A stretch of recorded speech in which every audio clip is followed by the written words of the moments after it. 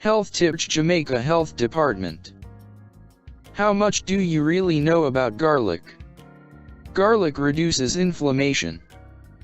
Garlic contains an anti-inflammatory compound that limits the effects of inflammation. Therefore, garlic can help fight inflammation and may even help prevent cartilage damage from arthritis. It dissolves blood clots. Garlic helps to dissolve unwanted clots in the body. This suggests that garlic offers real potential to protect against heart attacks and strokes. It lowers blood pressure. Similarly to hypertensive medications, garlic may help reduce systolic and diastolic blood pressure levels by up to 11.2 mm of mercury in hypertensive patients. It detoxifies heavy metals in the body.